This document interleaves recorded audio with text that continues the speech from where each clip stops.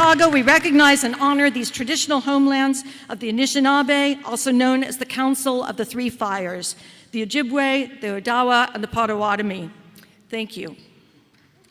And thank you for being here, because I think we are all really clear that the climate crisis is not coming, that the climate crisis is here now. Record heat. Why don't you raise your hand if this is affecting you and your community? Record heat. Put up your other hand if you need to. Droughts, keep your hands up. Stronger hurricanes, larger wildfires, wildfire smoke. Look at the room. It's affecting everyone, everywhere, and it impacts everything from our economy to our health to our national security. So you understand that. The party understands that. Joe Biden understands that. And Kamala Harris and Tim Walz certainly understand it. The administration has made addressing the climate crisis a priority since day one and hasn't stopped since. On their first day in office, in a direct rebuke to Trump and his disastrous environmental policies, the Biden-Harris administration announced the U.S. would rejoin the Paris Agreement.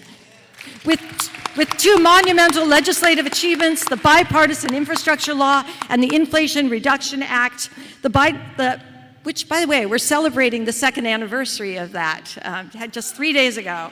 The Biden-Harris administration centered the environment and addressed the climate crisis, and taken together, those two bills were the boldest and largest ever investment in tackling the climate crisis in history. The administration has worked aggressively to reduce the impact of fossil fuels. Late last year, thanks in significant part to U.S. leadership, nearly 200 countries took the historic step of agreeing to a global pact to transition away from fossil fuels. Some of you were there when this was happening.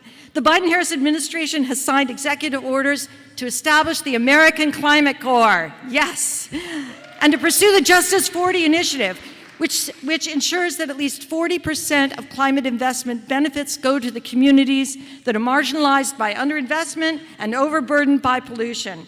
And they've used their authority to protect land, protect our green spaces and our wild creatures, conserving more than 24 million acres of public lands and channeling more than $18 billion toward conservation projects.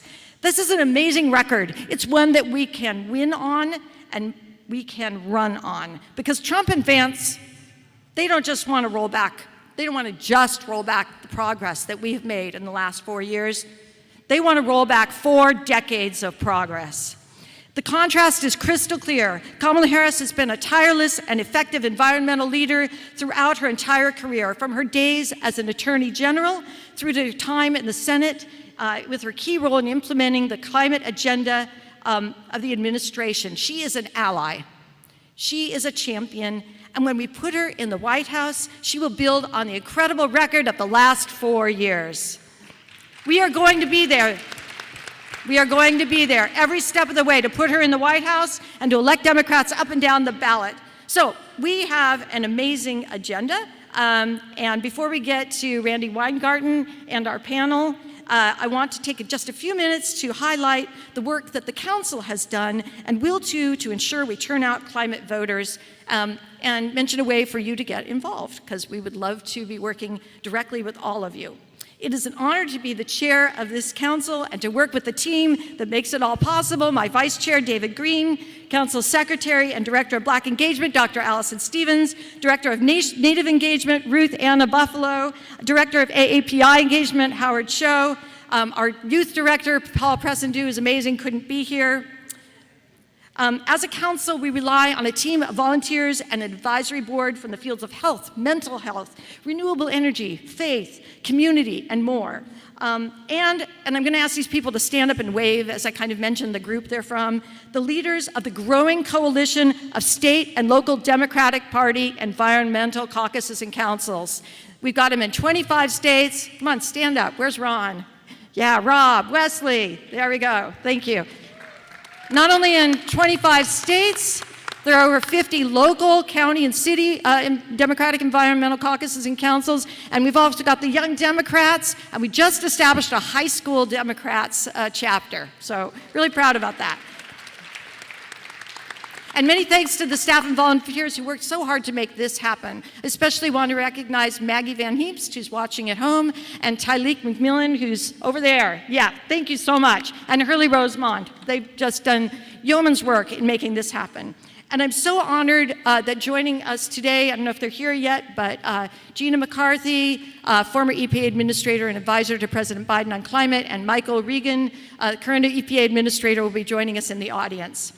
The council launched in 2020. We are the newest DNC council or caucus.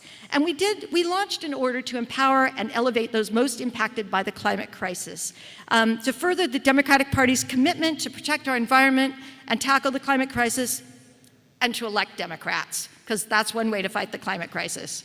In 2023, we held or participated in more than 35 events from DC to Minnesota, from Pennsylvania to West Michigan, including state Democratic Party environmental meetings, events at the White House and the Vice President's residence, packed enthusiastic meetings at DNC gatherings, which, by the way, are open to the public. And in 2024, we are doubling down. So we've held more than 30 events already and co-sponsored a presidential campaign fundraiser, and we continue our advocacy to end fossil fuel subsidies and more. We held our third annual Netroots Nation panel about how to engage younger voters on climate. And this election year, we continued to tour the country in person and virtually, events in red states, blue states, purple states, because climate is on the ballot in 2024 and in every election. A significant part of our work, I started to mention before when we recognized those great leaders, it is organizing with the Democratic Environmental Network, called DEN affectionately, which we founded and believe it's the National Network of Democratic Environmental Caucuses and Councils, with newly launched chapters in DC, Iowa, and as I mentioned, the wonderful high school Democrats. During our Earth Month 2024 mobilization, we supported and publicized more than 30 Democratic environmental events across the country, and our distributed map, all of this available at our website, dncclimate.org. Our distributed map provides support for Democratic climate events. You want to hold one? You let us know. We'll get it up there. We'll publicize it. We'll email it out. We'll get it on social media. We offer messaging advice to state groups and parties to help win on climate. So here's my pitch. I'm a Democrat. I'm an organizer. You knew there had to be a pitch. I want you to sign up now with the council. You can get out your phone, and here's what you get if you do. You will get an email with the slides that are presented here at this meeting, which are so important. We're going to have some great presentations. So you can connect with us on social media as well and stay in touch. And now, I could not be more thrilled to introduce an unflinching ally of our movement. She is someone who really needs no introduction. She is a labor leader. She is a tireless advocate for teachers, for our kids, and for education. And she is an unwavering ally of the environmental movement. Every time I've ever asked Randy to do something, she's always said yes, because she understands the connection between the labor movement and the environmental movement better than anyone else in this country. She understands that we are one movement with a shared vision, a better country for the next generation. And I'll tell you this, you will not find anyone in the country who will do more to put Kamala Harris and Tim Walz in the White House than Randy Weingarten. So please join me to welcome her.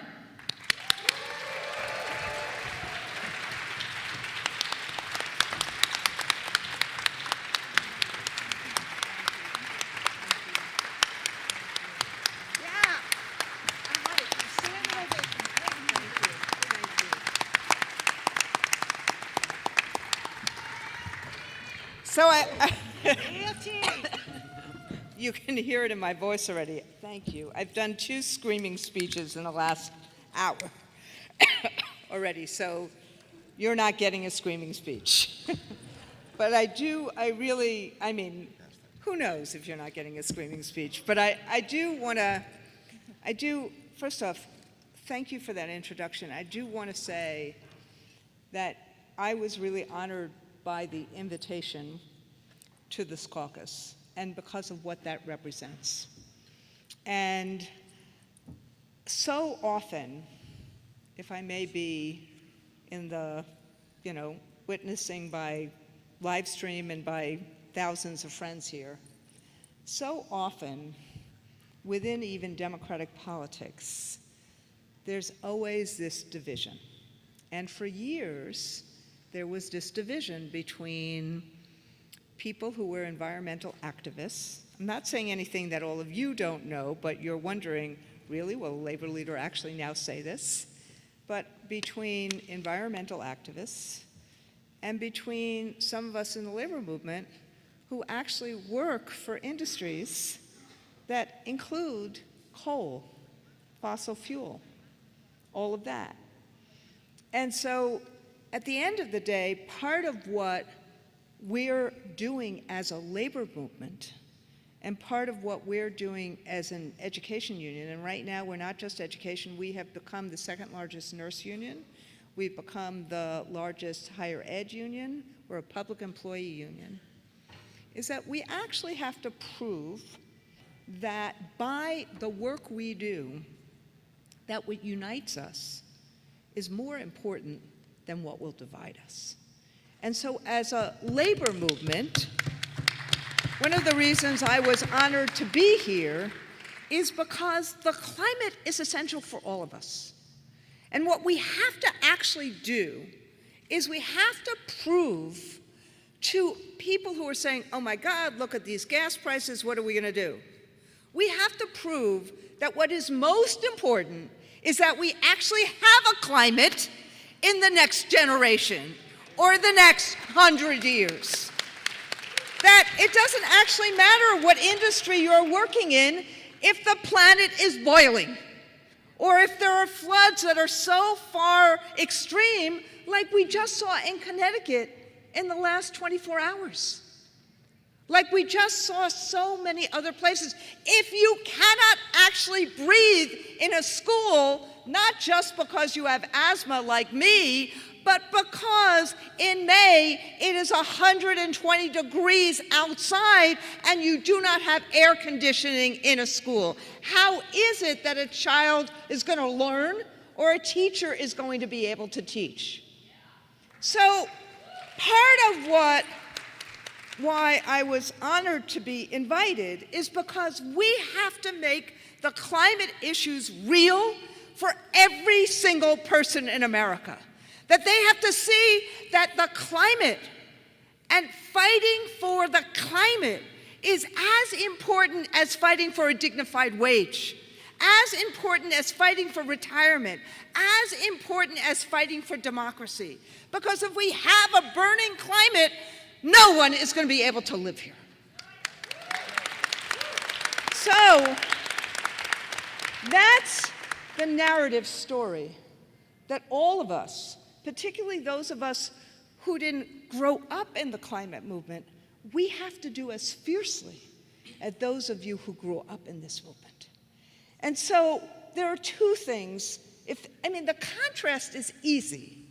Really, having Trump basically say to the fossil fuel execs, give me $1 billion and I will do whatever your bidding is, that used to be called bribery.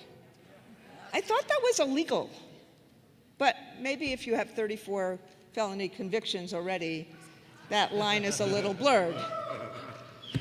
But what I think is really the last kind of two things I want to say is this. If you look at what has happened in terms of the IRA and the other climate initiatives that have happened under the Biden administration, and I heard people say this already, there is no administration that has done more not only to fulfill the Paris Climate Accords, but to do more in terms of really changing what is going on in terms of our climate and our needs. And we need to give the Biden administration that kind of credit for the work that they have done. And next, and this is the big thing, we need to make sure that Trump and Project 2025, and this is the last thing I'm going to say, that they do not try to divide our country and scare people into sitting on the sidelines when we keep saying we must do more in terms of climate. We do have a climate emergency. We need to do more. And Kamala Harris and Tim Walz, when elected, will do more. But we got to get them elected. So what I would suggest we do is take the one thing, sorry, I'm going to end as a teacher. Take the one thing, instead of talking about big goals, and take the one thing that you know is really, really important about climate. For me, it's breathing, because I'm an asthmatic, and a lot of kids I taught are asthmatics. How are we going to make it better if we don't reduce emissions? How do we make it better in the Bronx if we don't reduce emissions?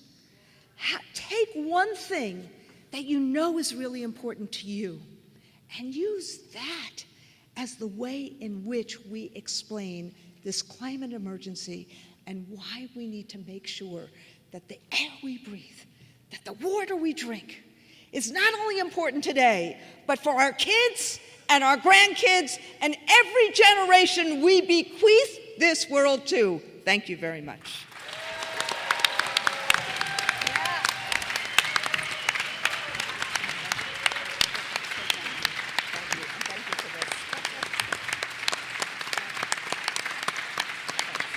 See, the water we drink.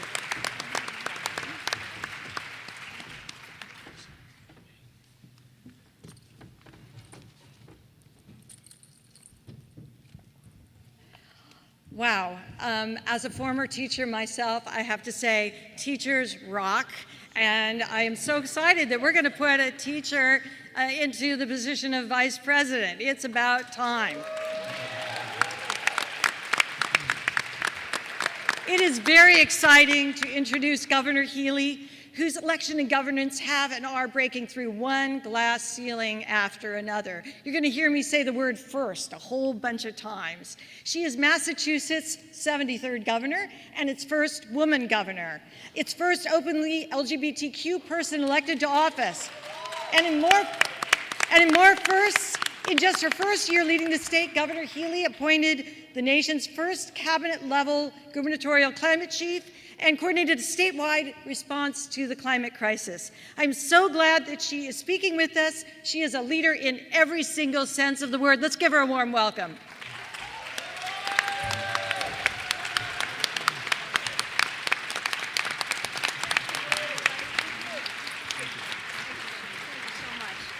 Wow. Thank you, Michelle. Good afternoon, everyone. Look, I am here. I am Maura Healey. I'm very proud to be the governor of the great state of Massachusetts. It was Massachusetts that years ago sued George Bush's EPA to get them to regulate greenhouse gases. So we've got some history. And yes, I'm lucky that the people of Massachusetts elected me. I was the first governor elected, and we also flipped a seat in the process. I also joined, as you noted, my good friend Tina Kotek. We were the first lesbians ever elected governor in the country.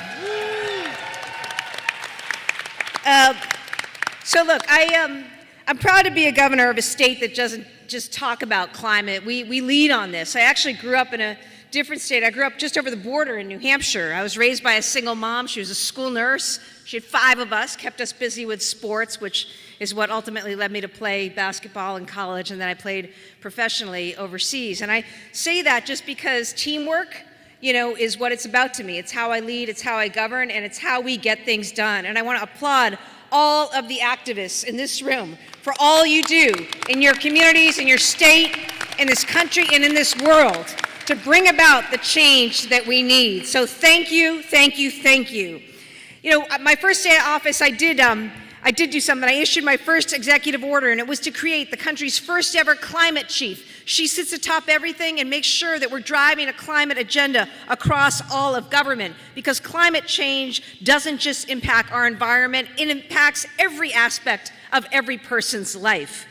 Massachusetts, as we speak, is home to the country's largest offshore utility scale wind farm. It's powering homes and businesses as we speak. We're the first state to launch a green bank that's focused on affordable housing. We know we have to decarbonize manufacturing, housing, and transportation to get where we need to be. And I'm proud of that record. But I'll say this, we could not have done this without the Biden-Harris administration. It has meant more than $1 billion in funding coming to Massachusetts for climate alone, $300 million grant to upgrade our grid for offshore wind, more money for solar across our state. Joe Biden and Kamala Harris have understood what it means to be there for our children and our grandchildren and our great-grandchildren. And I know that Kamala Harris and Tim Walz understand the same. I say that not only as a governor, I say that as somebody who sued Donald Trump over 100 times, sued Exxon. Many of those suits were about fighting his efforts to roll back important protections. So we cannot go back. That's what this convention is about. Kamala Harris and Tim Walz will not let us go back. We've got 78 days until this election. Everyone has to dig deep, think about your grandkids and whether or not they should inherit a planet polluted or one free from pollution. Do you want to say no to fossil fuels and a clean energy future? Do you want to build an economy like we're trying to do in Massachusetts that is cleaner and greener and creates great paying jobs? That's what we're on the cusp of, everybody. That's what we can further and do. This is about making progress over chaos, moving us forward as a country. Thank you for all you're doing, and let's go Harris-Walz.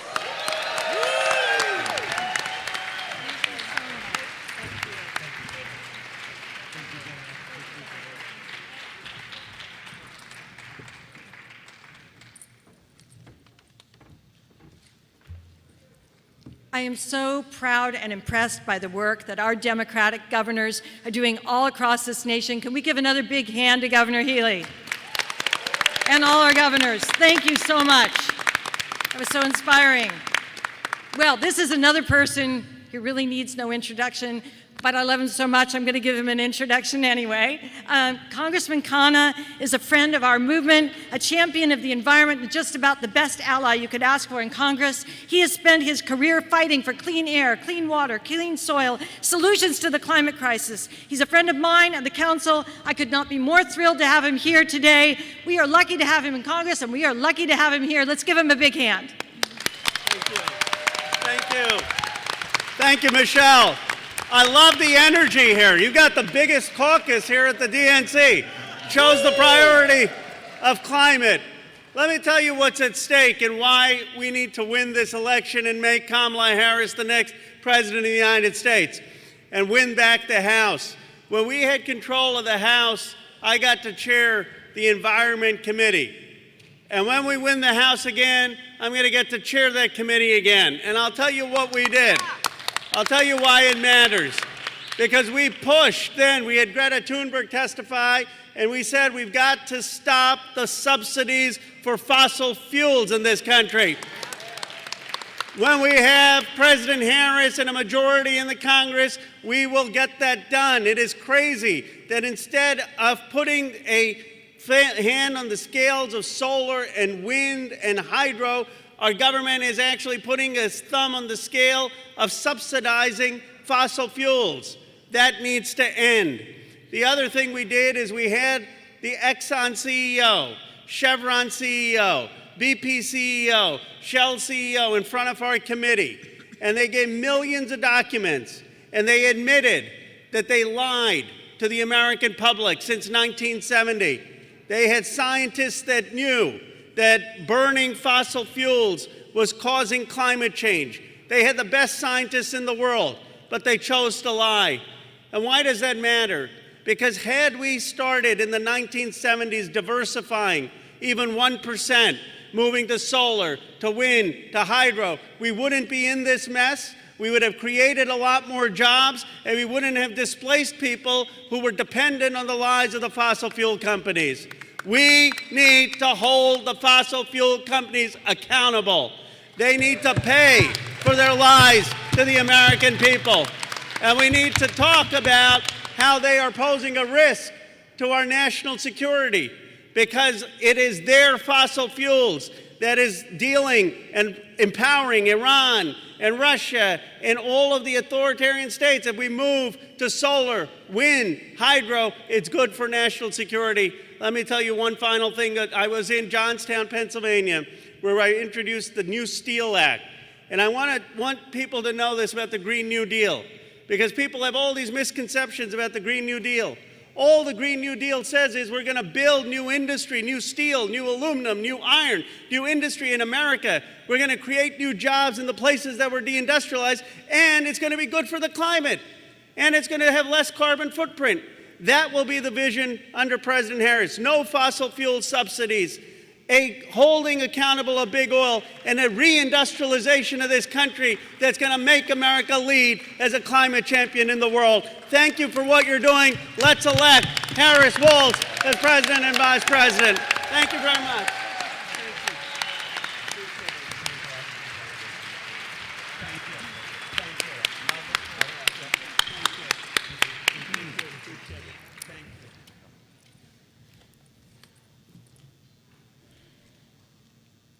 Sorry, a little trouble, tech trouble there. Wow, another amazing, inspiring speaker. We are now going to begin our panel. So our officers are going to file off and our panel members are going to file on, and I'll go ahead and introduce them while they are coming up. So I've been looking forward to, for many weeks, to this panel. It's about the achievements of the Biden-Harris administration and how we message, organize, and energize based on those achievements in order to win in 2024. We have an absolute rock star panel. We've got Peggy Shepard, a national leader on advancing environmental justice in urban communities, who's not only the co-founder and executive director, just moving my stuff to get out of the way of the panelists, she's the co-founder and executive director of We Act for Environmental Justice, and she also co-chairs WEJAC, which is the White House Environmental Justice Advisor Committee. She's won multiple major awards for her leadership on climate justice. My union sister and fellow Michigander, Liz Ratzlaff, she's a scientist, a labor organizer, and co-executive director of the Labor Network for Sustainability, which is building the labor climate movement to achieve a sustainable, just future, just as we heard about from President Randy Weingarten. Mark Magana is the founding president and CEO of Green Latinos, and as a member, I can testify that Mark knows how to put together conferences and events where you learn so much about federal climate policy. It's good and mostly good, impacts, good under the Biden-Harris administration, impacts on Latino, Latina communities, environmental justice, and have a lot of fun doing it. Mark has served as senior staff at both the White House and congressional leadership and was the first Latino to do both of those, correct? Got it. Megan Chan is the Vice President of Programs for our good friends at Friends of the Earth Action and is board chair of Amazon Watch and founder of BankTrack. She makes good trouble holding big money accountable. Thank you. And finally, Danielle Diceroth, a longtime friend to this council, who's the executive director of progressive polling firm Data for Progress, and who started there in climate and environmental polling. So she's got her feet rooted in the right place. And now I cannot wait to kick off this conversation. But first, let's give them a big hand for being here.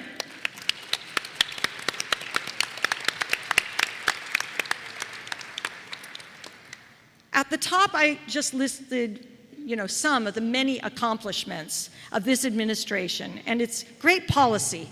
But we all know that we need to turn great policy into great politics. So how do we use these accomplishments to turn out voters? It's really important. And I was going to ask Peggy Shepard to please kick us off first. So good afternoon. Good afternoon. Good afternoon. Well, first, we have to understand what the Biden-Harris administration has done. And in those first 100 days, Biden signed the executive order directing agencies to address environmental justice. Now, as co-chair of the White House Environmental Justice Advisory Council, we have focused on bringing money and bringing services to communities of color to really address environmental inequity and the extreme weather that climate change brings, such as flooding and drought.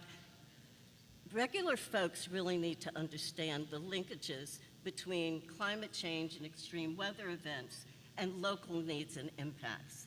We just had an amazing rain and flooding in the East Coast yesterday.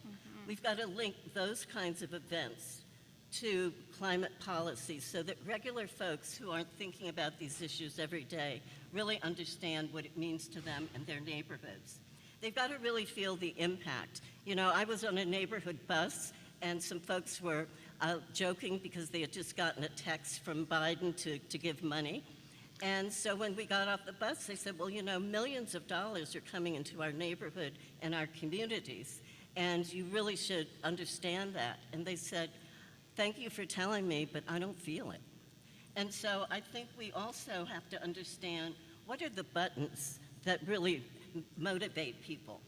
And we've got to push those buttons. And we've got, as climate advocates, we've also got to message education, housing, and the issues, health issues that people are really thinking about, pocketbook issues. So we've got to also be able to talk about climate policy, but talk about it in the perspective of other household issues that people are really concerned about. And so, again, the pocketbook issues are really important, but I believe we can craft a message that really links climate together with neighborhood issues of housing, education, and health. Thank you. And anyone want to jump on that? Excellent idea. Other thoughts?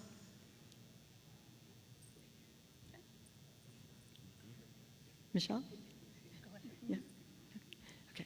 Yeah, I just, the messaging is so important, and I think, you know, linking it to, kitchen table issues and storytelling, which is something that We Act, for example, does very, very well. Labor Network, I mean, all of those organizations that are represented here having people tell stories of how it's impacting them personally is really, really crucial and helps. And the impacts we're feeling right now, I mean, this is the perfect time. Yeah. And we've got to follow up these incidents with the message. Yeah, thank you. So we know turning out younger voters will be key to this election, and we also know that climate is a key issue for them. How can we best target those voters and turn them out using the environment? And I'm going to ask Danielle to respond first, and I think she's going to be sharing some slides, right? Shall I start them? Yes. You cue me when to go ahead. Thank you so much, Michelle, for having me here today. And I am so honored to be here and excited to share new research from Data for Progress, where I am the executive director. And all of this polling is hot off the press, just conducted a few weeks ago.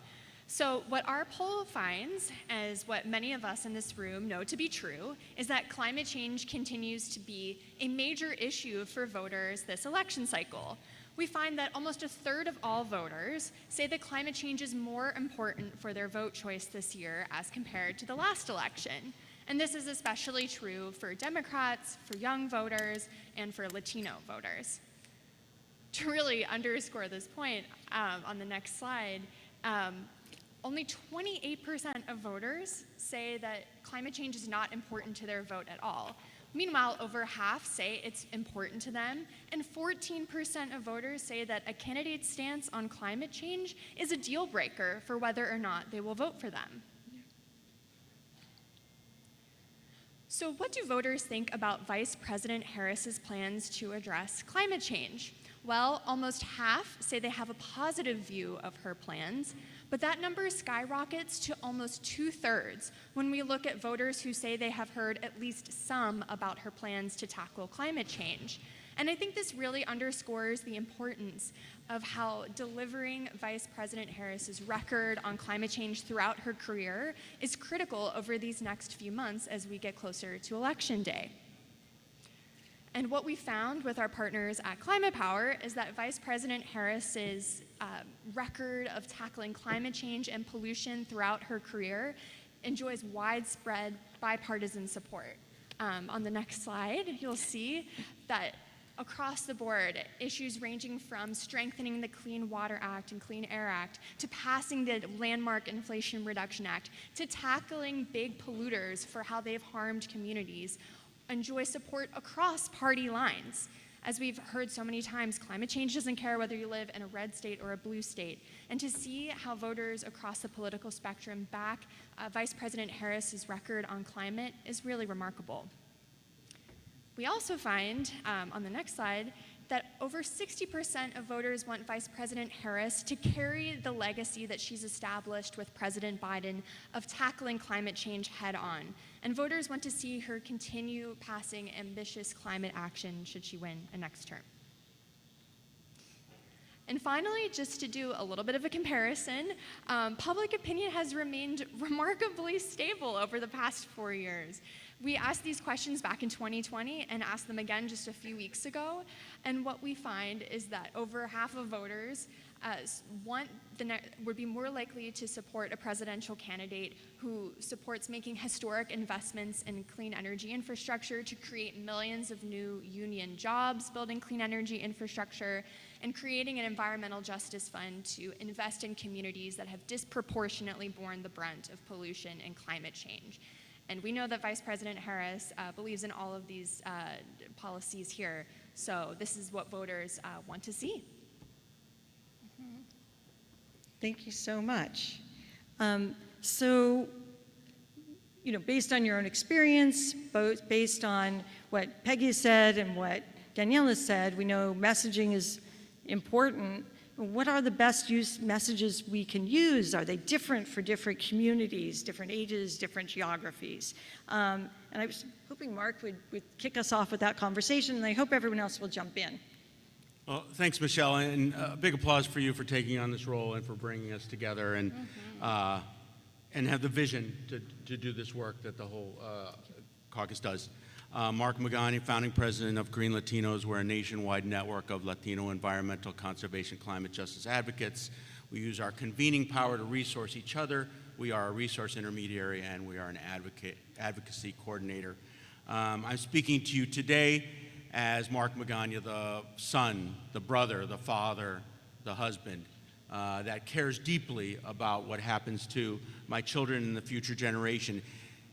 Messaging-wise, it's easy to recite the broad, groundbreaking work that the Biden-Harris administration has done, from tackling the climate crisis with IRA and BIL to protecting the environment, huge movements to protecting large swaths of land, air, water, and ocean, and supporting EJ communities across the country. And we really have had, from the very first week, the focus on how we make sure that everyone benefits from this, EJ communities and all, and that's been a vital message. We need to increase the base of people who take this issue first and foremost and make sure that they're at the table. So we've been given the tools to make sure we can get the work done, but these record resources are only the beginning. We can't just be satisfied. There are many people that say that we have to have 5 times the amount as was in IRA and BIL to be able to tackle the climate crisis, just to start. We all need to get involved in the implementation of the IRA and BIL. We, for instance, Green Latinos, we started something called Colaborativo 40, which was our effort to make sure that the Latino community, in partnering with the major Latino organizations, were ready for BIL and IRA and to be able to take advantage of these. We, for instance, Green Latinos, had never thought that we would ever be a government grantee. But we decided that we were going to take the step, and my staff still hasn't forgiven me, but we're a USDA and EPA primary and sub-grantee. And it's been great to be able to help resource our community so that they can see these benefits. It's vital that the message that we, here and now, know that we're called upon right now to be the greatest generation, that we are the first generation to see the effects of the climate crisis and the last generation to be able to do anything about it, that we take lessons from our previous generations, our grandparents, our parents who sacrificed for us, who either immigrated or went through wars or a depression or held 3 jobs, who really sacrificed to make sure that their future generations had better opportunities. And that we know that now that mantle is on us, that we must do what it takes to match those greatest generations to be able to make sure that our future generations are able to have a livable planet The Vice President Harris, has always heeded this call. When she was the first AG to set up a California statewide Environmental Justice Commission. When she was, yes, years before anyone else did it.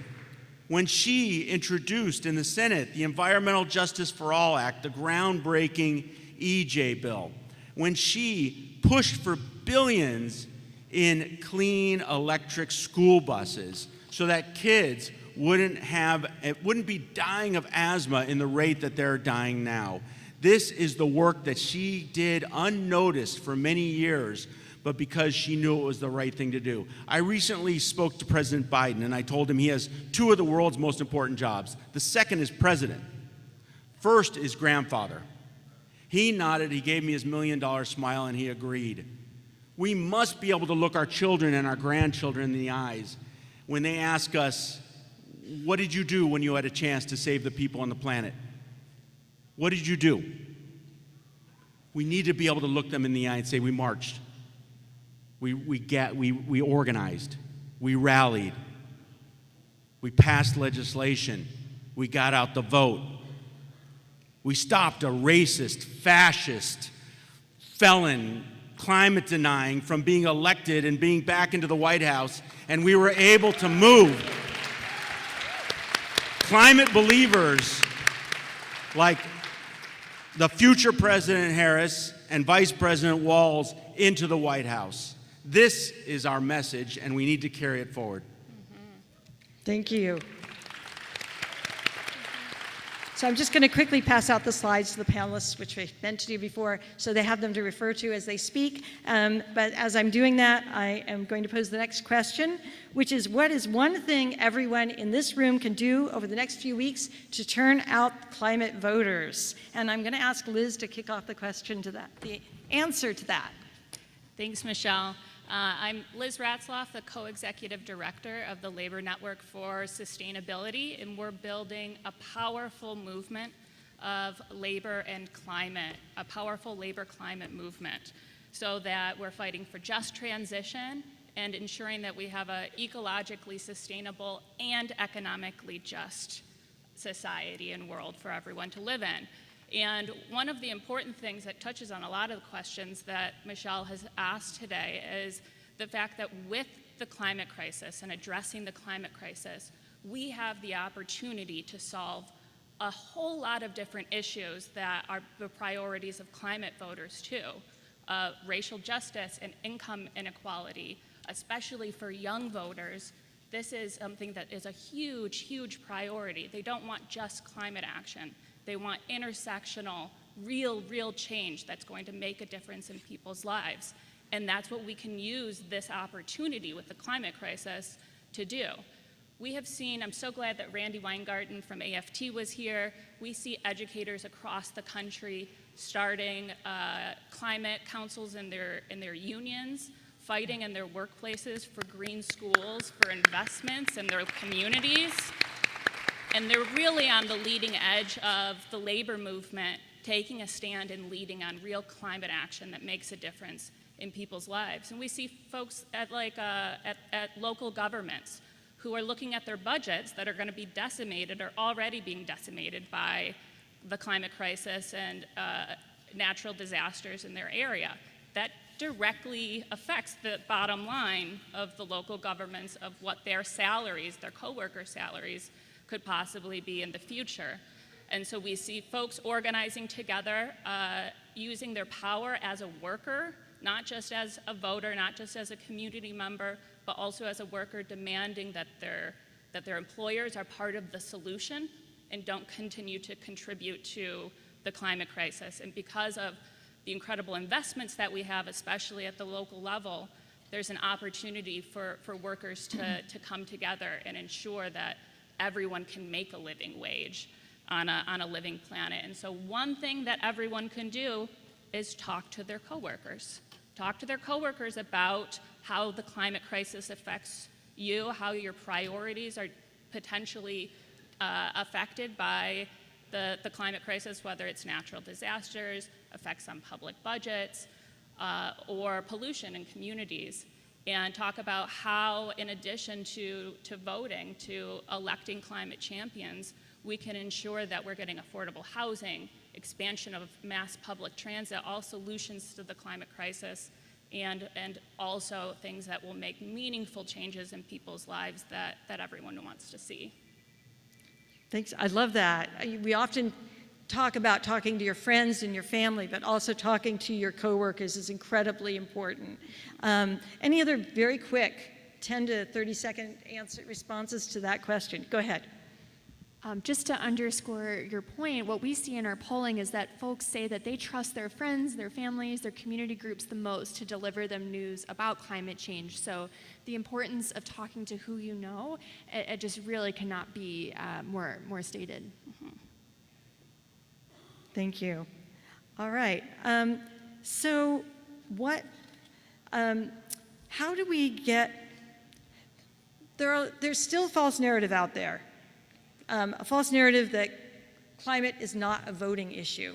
And it's a big question. How do you push back on that? We've got the data, right? But what are some things that we can do? And I was going to ask Michelle to jump in and respond to that, please. Yeah, absolutely. And thank you so much, Michelle, for pulling this all together. It's really impressive and great. Michelle Chan, Vice President of Programs for Friends of the Earth Action. And we do, in fact, have the polling. Danielle's just shared some super hot off the press polling with us just minutes ago. But for those who are getting out the vote and trying to figure out, well, should I go and knock on the door? Should I go to talk to people, with climate change first in mind?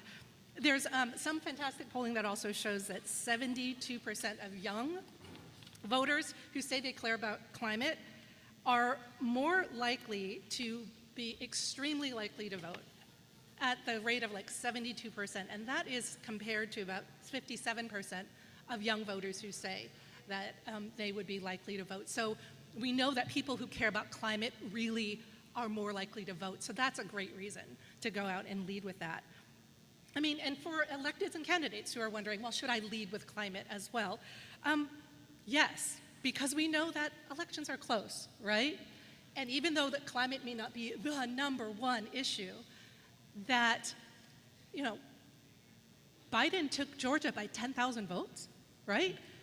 Climate is enough of an issue to matter. There are some fantastic studies out of University of Colorado who show that climate change was materially impactful in the last 2 elections, right? Mm-hmm. And honestly, if you don't include climate change in your platform, there's going to be plenty of people out there looking at you with side eye saying, what's wrong with that? And so just to close off, I wanted to speak a little bit to the messaging issue, because we know that messaging to young voters is super important. Biden and Harris did a great job with the Inflation Reduction Act, and we need to keep Harris in the White House because she needs to continue the job of holding the fossil fuel industry to account and taking on the fossil fuel industry, right?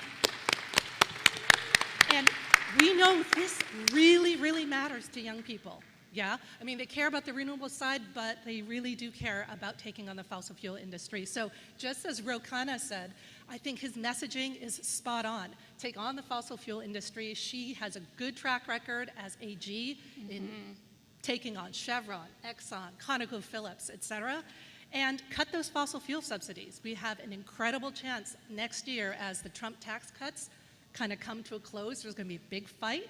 And most fossil fuel subsidies are tax giveaways, right? So we can do this. Thank you. We don't need to be giving money away to the fossil fuel companies.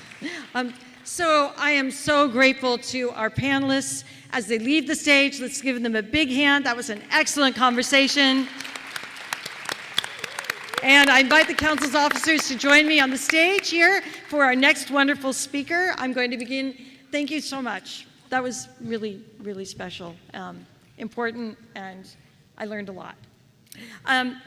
So I'm going to ask the council officers to please join me on the stage as I introduce our next speaker, and I'm just going to highlight what's coming up next.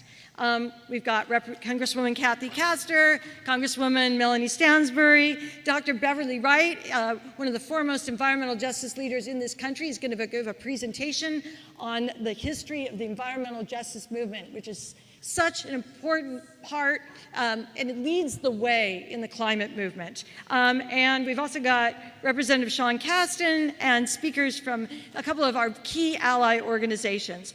It is hard to imagine Congress making the incredible progress on climate that it has during the Biden-Harris administration without the insightful, smart leadership of Congresswoman Kathy Castor, whose constituents in the Tampa Bay, Florida area live on the climate front lines. And she brings her deep knowledge to her work as chair of the House Select Committee on the Climate Crisis. As a former county commissioner myself, I love that Representative Castor started her elected work on the Hillsborough County, Florida Commission. Yes. Yay, county commissioners and former county commissioners.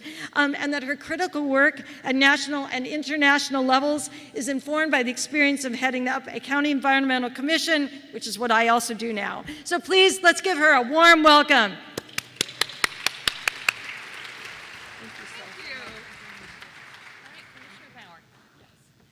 Well, good afternoon, friends.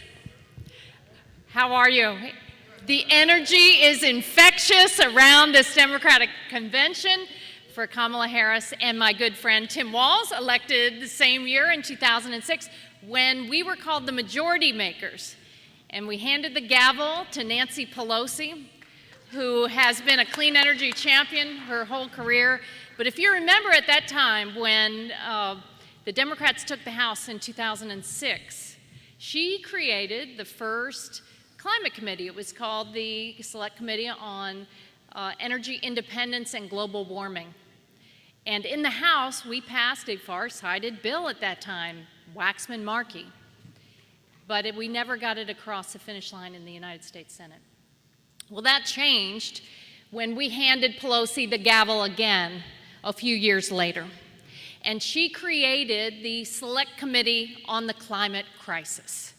And she asked me to help lead the charge and chair that committee.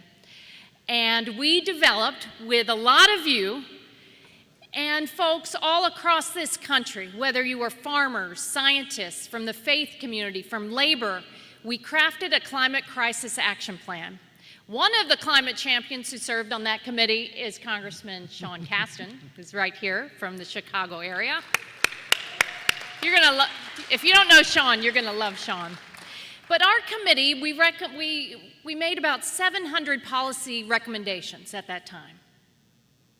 When Joe Biden won the White House and we took the Senate, we were able to enact over 300 of those policy recommendations into law through the Inflation Reduction Act, America's historic clean energy law, the bipartisan infrastructure law. And now, as we look forward, we have so much more to do. It's urgent. But just think, we just celebrated the two-year anniversary of the IRA. It was announced that 3.4 million Americans have now saved over $8 billion on their electric bills or buying an electric vehicle or a heat pump. We've reestablished our leadership in the world. And do you think it's time to go back? Hell no, it's not time to go back. We're going to say Trump wants to take us out of the Paris Agreement? That's so decades ago. Look, it's urgent. We have a climate emergency on our hands. We've got to build on the successes of our historic clean energy law, lower people's energy bills, build stronger, more resilient communities, make sure that frontline communities, environmental justice communities all across America enjoy the benefits of cleaner, cheaper energy and safer communities. What's your favorite part of Project 2025, by the way? Is it we're going to hand the power back to polluters? No, that's not my favorite part. Is it you're going to withdraw from the Paris Climate Agreement again and withdraw Americans' leadership from the international stage? No, we're not doing that. Is it maybe that wasn't Project 2025, but what maybe you it got your attention when Donald Trump sat down with polluters at Mar-a-Lago and said, you give me $1 billion and we'll roll back the IRA. People need to know this across the country. More Americans are awake to the impacts, the cost of climate, the climate emergency than ever before. And you're the leaders. You're the frontline messengers who we need to help tell the story about how we are lowering their bills. We're building safer communities. We're growing the middle class. And we see clean energy as an opportunity, a way to innovate and to make sure that America is a leader in the world. So we're not going back, are we? Are you with me? Are we going forward with Kamala Harris and Tim Walz as our climate champions? And all of you are going to be an important part of it. Thank you so much. God bless you. Well done, well done. We have such amazing leaders in Congress. I'm so grateful, and we gotta, hold the Senate, take back the House, and get the power back where it needs to be. It is very exciting to have Congressman Sean Casten here today on his launch day for the Chicago Convention in his home state of Illinois and very close to his home district. Congressman Casten has spent his entire adult life fighting the climate crisis, and it continues to be his top priority in Congress. He combines his experience running clean energy companies with his background as a scientist. It's good, school teachers, scientists. It's good to get that kind of diverse background into Congress, right?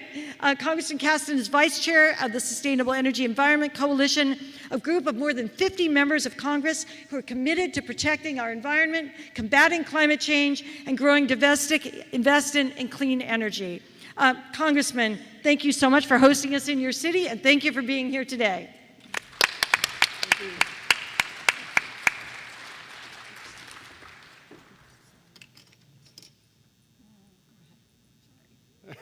Sorry. Those slides are all really good. There we go. All right. Thank you so much. Welcome to Chicago. Thanks to everybody from Chicago who's here. So I want to start, just be a little heavy, but be a little honest too. Don't move, but we're putting you all in a time machine. We're going to go back 29 years and a month because that was the 1995 heat wave in Chicago. It was what in my memory was the first real thing that was described by the media as a climate crisis. Stated about 100 degrees for a week in Chicago. 740 people died, heavily concentrated in the elderly. Some bodies weren't found until weeks later. It was a horrible event, 1995. 50% of all the CO2 that humanity has ever emitted as a species since we first invented fire hundreds of thousands of years ago has been emitted since 1995. These are like real numbers, right? We can politicize this, but these are real numbers. And they're the kind of numbers that you can completely lose hope unless you're a Democrat and you get to work. I was going to say something else there. Because what Kathy said, in Illinois since then, we've largely gotten rid of our coal industry. We've moved to one of the leaders in wind in the country. We've passed rules to make our homes safer. And in Washington, as Kathy mentioned, Kathy has a higher batting average than any other member of Congress. Name any other member of Congress who came up with 700 policy recommendations and 300 became law 2 years later. That does not happen without Kathy Castor. Kathy Castor does not get that job if Nancy Pelosi is not the speaker, which means it doesn't happen unless we have the House. If you elect Democrats, good things happen. Once we pass those laws, the Inflation Reduction Act, which I would remind you, not a single Republican voted for. Since that was passed, we've invested over $400 billion of private money in the United States in clean energy facilities, manufacturing facilities, power plants, EV charging stations. We've cut energy costs for Americans because if you don't have to pay for oil, if you don't have to pay for gas, if you don't have to pay for electricity because you've got a solar panel and an EV in your driveway and a well-insulated home, inflation's going down and you're a pretty happy person because you got more money in your pocket, right? We've also put ourselves on a track to lower emissions by 40% over the next decade. But more importantly, we've created hope, right? That the idea that these massive climate changes are unsolvable, it can be paralyzing. But the idea that you elect good people who pass good policies and all of a sudden you're on a trajectory to change, to leave the planet better for your kids, to be back in a leadership position for the rest of the world, that doesn't happen unless we elect Democrats. It doesn't happen without the leadership of Joe Biden. And we're not done. Because by electing good people, we've created good problems. We're building manufacturing in the United States faster than we're growing the workforce, and we got to train the workforce and get them skilled. That in turn is creating more demands for electricity. We're having to build more power plants and more wires and get them permitted. These are really, really good problems. When people say we have an immigration crisis, you know what we have? We have a country that people want to come to and work because we have good jobs. Isn't that better than the alternative, right? All of that happens because we elected good people, and Kamala Harris and Tim Walz are going to continue that trajectory, put them in the White House, put Democrats in power in the House, put the Republicans at the little kids' table where they can talk about sharks and electric vehicles and wind turbine cancer all day because the adults got stuff to do. Thank you. Go get them. That's awesome.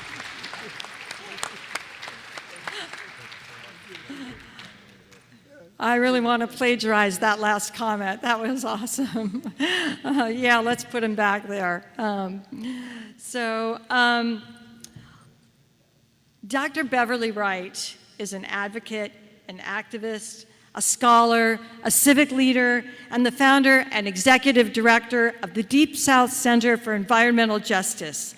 She's a policy analyst, a leading voice on environmental justice, an advisor to the White House on climate and environmental justice, and I'm very much looking forward to this important presentation she is making to us today. I always learn so much from her, for which I'm grateful, as I am grateful for the gift of her time, her presence, her deep knowledge. Every time she talks, we learn something new. So let's please welcome Dr. Beverly Wright.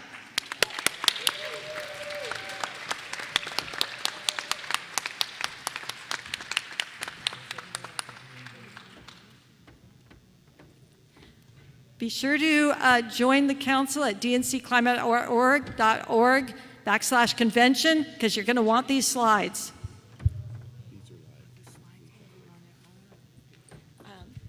So just push that down button. Yes, gotcha. Just that. Yeah, okay, thank you. So good afternoon. Good afternoon. I'm absolutely honored to be here today at the DNC, and included among others who are leading on climate and environmental policy by placing equity and justice in the center of the calculation. Without one, we can't have the other, and I think that we all recognize that. Today, I'd like to begin with just a really short presentation. I only have 5 minutes, so it means that I'm going to have to skip some information that wasn't relevant anyway. About where we began and where we are now. I'd like to just begin by showing this picture, Dr. Bunyan Bryan at the University of Michigan, who was so instrumental in our movement getting to where it is now and responsible for educating almost every person of color and white student in environmental science. He passed just this year, and I'm sorry he won't be here to vote for the Harris-Walz ticket. But this is why he's important. In 1999, there was a group called the Michigan Group that Bunyan Bryan brought together. These are all of us who were there at the time. I challenge you to find me on there. I was very young, and it's hard to know who I am, but I am there. And at this group, we came together to try to figure out how to get the federal government engaged on environmental justice or the pollution of our communities and the health of people of color in general. From that first meeting, there's almost a straight line to the development of the Office of Environmental Equity in 1991, later changed to the Office of Environmental Justice by a community person who basically told us, what do you mean by environmental equity? Does that mean you want poison spread out among everybody? I don't want any person to have poison. It ought to be justice. That's how that term changed from the Office of Environmental Equity to environmental justice by a community leader. But things began to change, and there were some really big events I'm going to take you through very quickly because I only have 5 minutes, so look quickly. So in 1991, we had the first People of Color Summit. In 1991, there was something called the National Minority Environmental Health Conference, where all of these agencies came together to try to deal with our health. In 1992, there was the EPA Equity Report that really began focusing on communities that were hurting. In other words, we've been saying this, you call it anecdotal. Where's the research to support exactly what we're saying? So that began the beginning of that kind of work. And in 1993, EPA actually formed the NEJAC, not the knee jerk, the NEJAC. And I was an original member of that group along with others in the room this evening. In 1994, there was the EJ Health and Research Symposium that brought together over 1,000 persons. We thought it was going to be a smaller number, and 900 plus people showed up in almost like a snowstorm in DC, or ice storm that DC has so often. It was an unbelievable event. And then in 1994, we had the signing of the Environmental Justice Executive Order by President Clinton. That was my first time ever moving into that building. I have 1 minute, watch this. And here we are today, the Biden-Harris era. And what happened since then is amazing. Now watch this very quickly. And they came in 2020, and 2021, I'm going to let you see it because we don't have time to talk. In 2020-21, Biden administration pulls off the Justice 40 initiative. We know what that is. In 22, the Inflation Reduction Act. In 22, the Bipartisan Infrastructure Law. In 22, the EPA creates the Office of Environmental Justice and External Affairs. In 23, the Executive Order 14096 was formed. In 23, Thriving Communities Technical Assistance Grants and TCGMs were formed. In 24, EPA HONRU. In 24, first ever national goal of zero emissions freight sector set. And this is where we are so that you can see it. A picture's worth 1,000 words.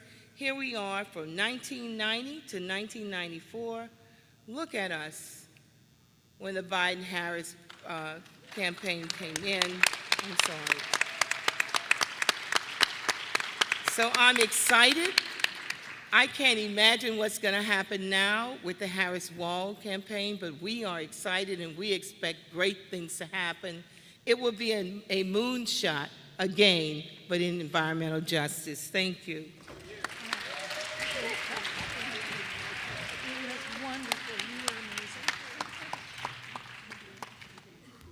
That was so important and special. And again, you're going to want those slides. So dncclimate.org/convention. It's my honor to introduce Joe Neguse. As a member of the House Select Committee on the Climate Crisis and the House Natural Resources Committee, Congressman Neguse has become a strong leader on climate action in Congress. In the first term, he secured Colorado as the location of the Climate Crisis Committee's first field hearing. There's some people from Colorado here, right? Howard Cho is right here. Yeah. He has championed climate issues in Congress and has been an unfailing voice in addressing the climate crisis. Let's give him a big hand. Thank you so much for being here.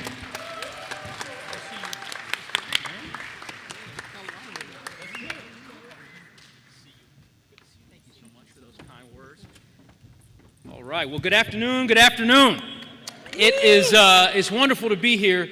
I just landed, actually, from Colorado, the state that I am privileged to be able to represent in the United States Congress, and the first group of people that I have the privilege of being able to greet are all of you. And it couldn't be more fitting for me as someone who cares deeply about our planet and is so deeply grateful to every single one of you for all that you are doing to save it. You've heard, I suspect, throughout the day today about the historic actions that we took over the course of these last 4 years because of the work that so many of you have been engaged in year after year, in some cases decade after decade, building the drumbeat for climate action, making the case that it's on us together, collectively, collaboratively, to address what is an existential challenge. I am proud of the work that we did over the last 4 years. I'm proud of President Biden and Vice President Harris's leadership in ensuring that we rejoin the Paris Climate Accords. I'm proud of their leadership in working with the Congress to enact the largest climate investment in the history of the world. That is something for all of us to be proud of. And yet we know that much work remains. I know you all had an opportunity to hear from one of my colleagues, a dear friend and someone who's been a champion for climate action, Kathy Castor from the great state of Florida. She ran the Select Committee on the Climate Crisis that was impaneled back in the 116th and 117th Congresses, a committee which, as was mentioned, I had the privilege of serving on. And although we made a lot of progress in enacting some of the solutions that that committee proposed, by the way, solutions that didn't come from us, but came from you, came from countless citizens and scientists and folks engaged in this work throughout the country as part of our field hearings. We made a lot of progress, but there was a lot left on the cutting room floor. We know that there is more to do, which is why I could not be more excited about supporting someone whom I believe has the vision, the moral courage, the clarity of conviction to lead our great country, and that's Kamala Harris as the 47th President of the United States. But look, for those folks who tell you that climate is not going to have anything to do with this election, I would just disabuse them of that notion. And I see my time is coming up, so I'll just tell you why. You look at Project 2025, and you glean what the Republicans have in store if they are given power, and the disruptive impact that will have on our ability to ultimately protect our planet, to protect our environment for my children, for your children, for generations to come. It is alarming, it is sobering, and it should repurpose us to do the work that must be done over the course of these next 80 days. So I'm fired up to do it with you, and I'm grateful for all that you have done and you'll continue to do to make sure that we win on November 5th. Thanks so much for having me. I appreciate it.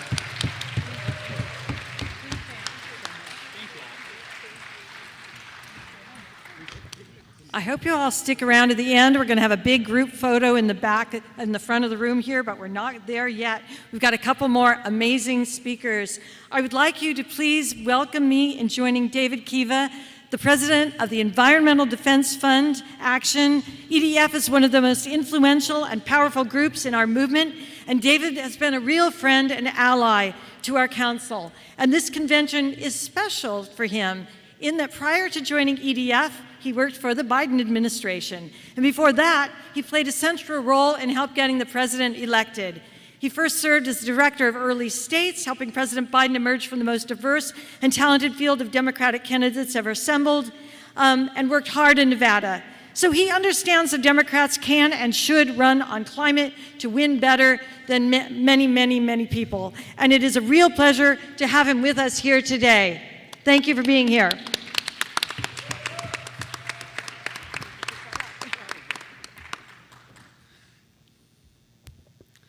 Thank you, Michelle. It's an honor to be here today. It's particularly an honor because I get to share a program with a couple of my environmental justice heroes, and to be in the company of some of the legislators who worked tirelessly to pass the most significant climate law in the history of the world. I'm David Kiva. I'm the president of EDF Action, the advocacy partner of the Environmental Defense Fund. This evening, we'll hear from Joe Biden. He is, simply put, the greatest president we have ever had on climate.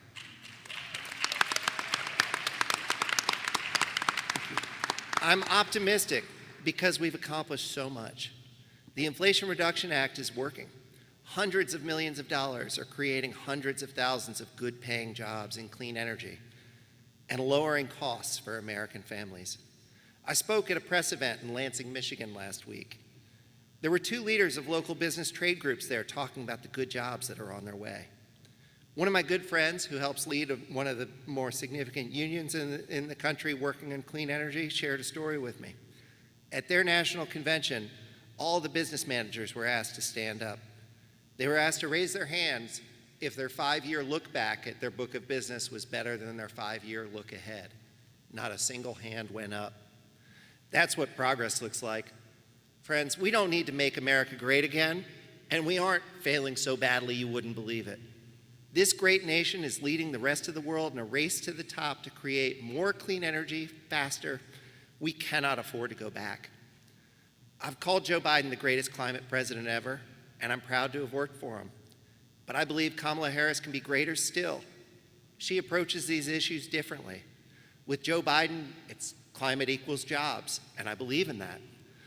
But Kamala Harris views it through her experience as a prosecutor and her belief in freedom. Freedom from the threat of extreme weather made worse each year by the acceleration of the climate crisis. Freedom to drink clean water and to breathe clean air, and to live, work, worship, and play in communities where we don't have to worry about environmental harms. I'm excited for the future that a Kamala Harris presidency will bring. And at EDF Action, we are committed to doing our part to make it happen. We're working in partnership with other leading climate groups like the League of Conservation Voters, Climate Power, and others, launching the largest ever environmental advocacy effort our country has ever seen. And we're committed to the greatest grassroots mobilization in our organization's history. All of our electoral engagement is done under the banner of Climate Voters Unite. It's not about being part of EDF Action, it's about bringing together every single person who believes that climate action is absolutely necessary. So please, join us. If you want to learn more, go to edfaction.org or just show up in a campaign office sometime this fall. The future is incredibly important and we need your help. Thank you. Thank you.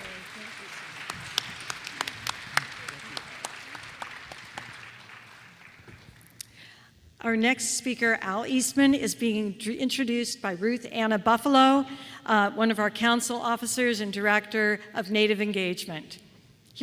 Ruth does incredible work. Dosha relatives, I have the distinct honor of introducing a local community organizer and advocate. Mr. Al Eastman is an environmental scientist and ecologist. He is a member of the Sichangu Lakota from the Rosebud Sioux Reservation in South Dakota.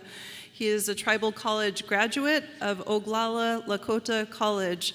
He has experience as a field ecologist, environmental lab manager, and conservationist. He is a community organizer and activist and an archery instructor, currently working at the Metro Water Reclamation District of Greater Chicago. Please welcome to the stage Mr. Al Eastman.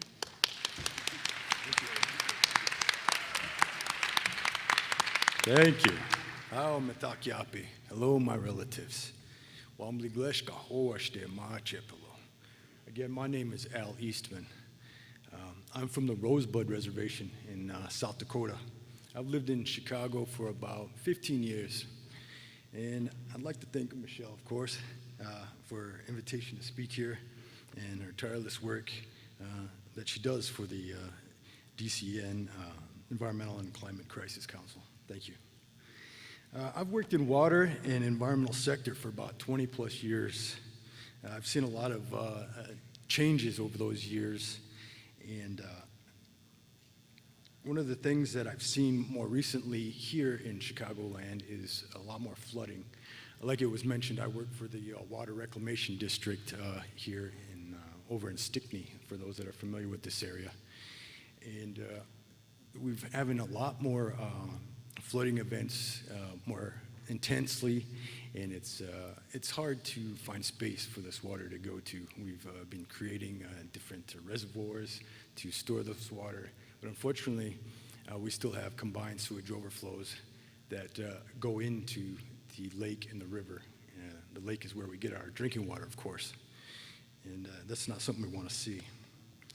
And it also goes into people's basements, and that doesn't make them very happy. There's a lot of costs for cleanup, and unfortunately, we see a lot of that happening in the black and brown neighborhoods. So, also something that I want to mention that happened just last month that was a little surprising was there's 27 tornadoes that happened in one evening during a storm in the Chicago area. I was working that evening, and it was a pretty exciting ride home from work, that's for sure. It was trees falling down onto homes and into the streets. It was tough. So to combat this, we need to really focus on aging infrastructure that's not able to keep up with this extreme precipitation. And many communities, they require upgrading water systems, especially in our low-income communities to help reduce this flooding. We've also seen a lot of record-breaking heat waves that have happened here, creating drought.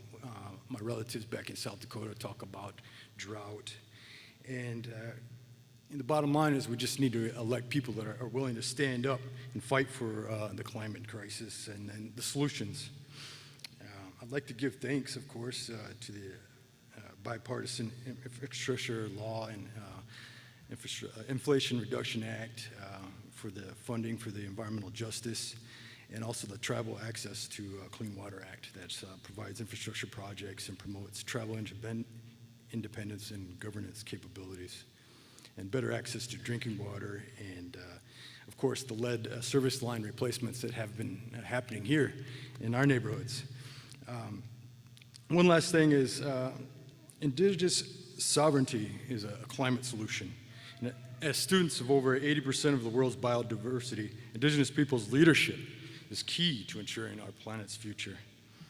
And with that, I'd like to say, help lift up the Native voices.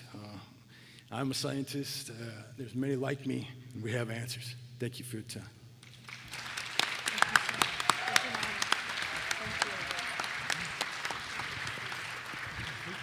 Many thanks, and thanks to Ruth Anna for doing the work of reaching out and making sure that we brought Al's voice to be here. Thank you, Ruth.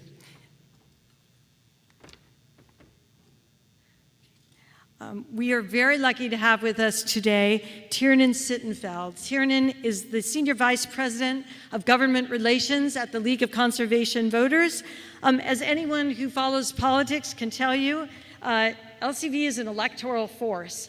In 2020, they spent $115 million to elect climate champions, and they are doing that and more this cycle. Many of the climate achievements of the Biden administration would not have been possible without the climate champions LCV and ally groups have helped put in Congress.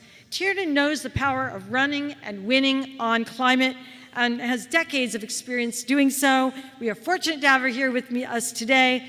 Please, Tiernan, thank you for being here.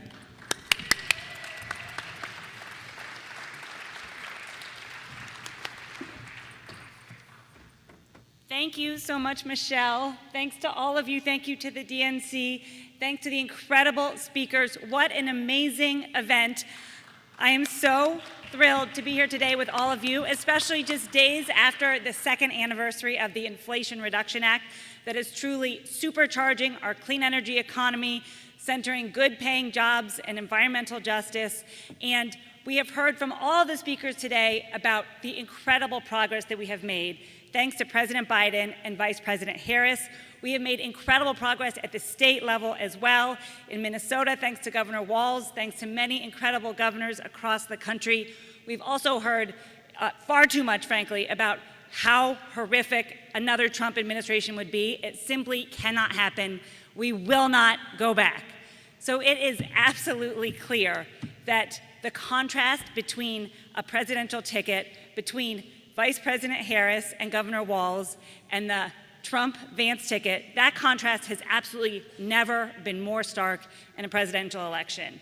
The stakes for our climate, for environmental and racial justice, for our democracy, for our lands and waters, for all that we hold dear has never been higher, and the need to make more progress has never been greater. So we are so fired up to be here with all of you today with 78 days to go. That's right, 78 days. We have to be all in. So I know everyone here is doing so much, but if you'd like to get more involved, whether it's knocking on doors or making phone calls to get out the vote, LCV has a member mobilization program called Green Roots. We'd love to get you involved in that. If you've already contributed to the campaign, but you'd like to make even greater contributions or more contributions, every dollar counts. We have our Give Green program with our partners at NRDC Action Votes. We're very proud of some of the New York Times just broke the news today about some big advertising that we are doing along with our partners at EDF and at Climate Power Action to make clear that Kamala Harris leans in and leads on climate, on environmental justice. She holds big oil accountable. She's going to be amazing as our next president. So thank you, thank you, thank you. We are with you at every step. Let's go win. Yeah, let's win. Thank you, Tiernan. So we have one final short comment by our wonderful director of AAPI engagement, Howard Cho. And I want to say after he speaks, we're going to gather in the front for a group photo. But I want to tell you, this has been an incredible, incredible day. And on Wednesday, we have a whole new program with Senators Markey, Senator Merkley, Tennessee Representative Justin Pearson, environmental justice leaders, labor leaders. It's going to be wonderful, and I hope you'll come back and tell your friends to come. Same time, same place. Sounds like, was that Batman? Same bat location? Same DNC Climate Council location. So let's please welcome Howard, and then when he's done speaking, please come on up and get your photo with us to show that our movement is strong, our voice is important, and climate votes are crucial in the Democratic Party.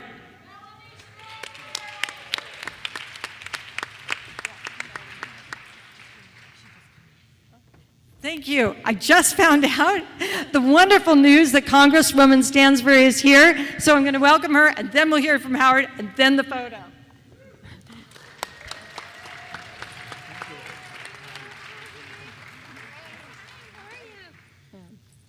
Okay, so I introduce another Congresswoman whose constituents truly live on the climate front lines in New Mexico's 1st District.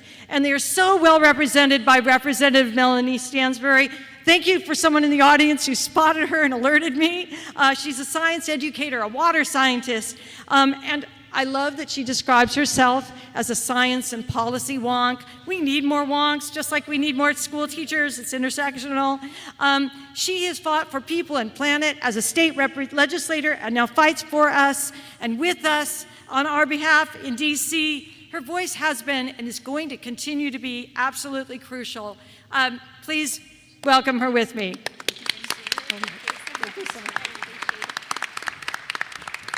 All right, well, good afternoon, Democrats! Woo! Do I hear some noise about solving the climate crisis? Yeah! Are you all fired up? Yeah! Are you all ready to solve our clean air, our clean water, protect our lands, protect our sacred spaces, and make sure that we build a livable planet for our people? Yeah! Woo! All right, well, that's what we're about to do. And I'm Melanie Stansbury. I am deeply proud to represent New Mexico's 1st Congressional District. And some of you may know about our district because I took the seat that was held by our nation's very first Indigenous Cabinet Secretary, Deb Haaland, Secretary of Interior. But I have spent my own career working as a bona fide water nerd, working as a drought and water science professional, working as a science educator, a researcher. I worked in the Obama White House. I worked as a staffer, and now am deeply proud to represent my home community in Congress and be fighting to address our climate and water needs every single day. But I'm here today to celebrate the 2nd birthday of the Inflation Reduction Act and to talk about the extraordinary climate leadership of our next President of the United States, Kamala Harris.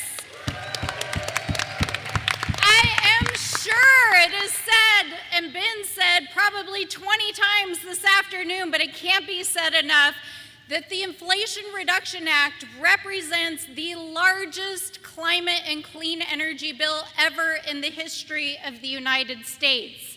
But not only is it the largest climate bill in American history, it is the most significant piece of climate legislation ever passed by any country in the history of the world.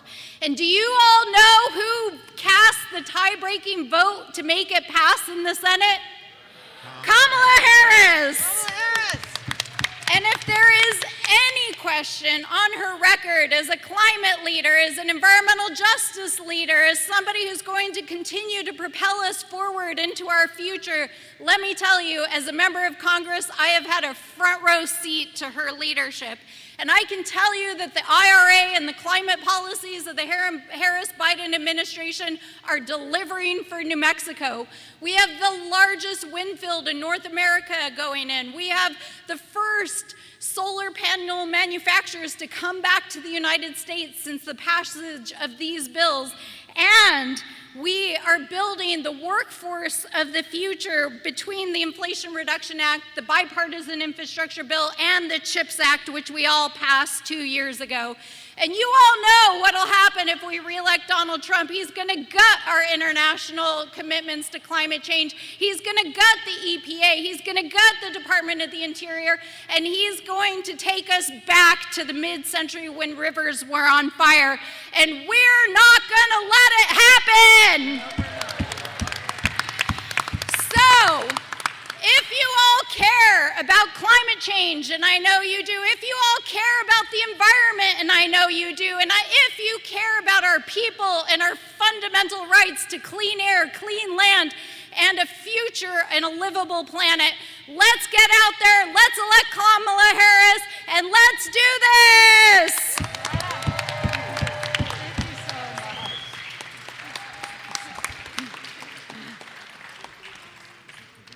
We're not going back. We're not going back. We're going forward. We're going to build on the progress of this administration, put Kamala Harris and Tim Walz into the White House. We're going to give them Democratic majorities in the Congress.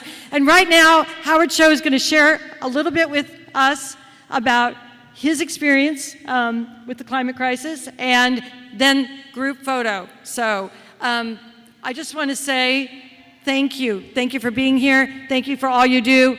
Come back on Wednesday. Bring your friends, your coworkers. Thank you. Go ahead. Howard Cho. Thanks, Michelle. Thank you, Michelle. Thank you, David. Thank you, Dr. Stevens and Ruth. I serve with the best team. Are you all excited? Let me tell you why I fight for this council and why. Because in Colorado, we've had increasing temperatures for the last 30 to 50 years, and actually by 2050, they're expecting it to go another 2 to 3 degrees. We have had droughts, heat waves, and the most dangerous is our Colorado wildfire. So I've seen in my own backyard, not 30 to 40 miles away, where our wildfires is really going out of control because of the heat, the dry soil, the dry trees, and that's really, really affecting our air quality. Because of that, we're having so much issues with not just health in the surrounding area, but our whole ecosystem is damaged. The soil is soft, and it's really affecting our farms. Now, our farms here in Colorado, and no one knows about it, but 81% of our farms are independent. We're not talking corporate, but are owned by small mom-pop farms that's been there for generations. And in order for us to actually continue that commerce, we need to actually battle the climate change that's causing these heat waves, these fires, and a lot of the soils that are breaking down. We really need to make sure that everything we've done has to have climate protection and climate care in mind. Now, I know under this administration of President Biden, we have done such great, wonderful things. If you look at what the IRA has done here, we've done so many great things. We've brought a new $328 million to help fight climate crisis type of mitigations. So first of all, the rebates. We've had tons of rebates for appliances, for heat pumps, for electric stoves. IRA offers $8,000 for a heat pump for space and heating and cooling. We've done tons of grants. This includes $1 billion grant proposition to make it affordable to have energy efficiency. We need to be we need to avoid all the fossil fuels that we've been using. We need to get out of these corporations, and we need to start renewing our energy. So thank you so much for being here. I want you to know that the IRA has impacted us in so many different great ways. Thank you for being here to fight with us, standing with us. We know we're not going back. We have the best presidential candidate in Vice President Harris and Coach Walz. So let's hear it up for the Democrats. Let's hear it for climate care. Let's do this thing. Thank you so much.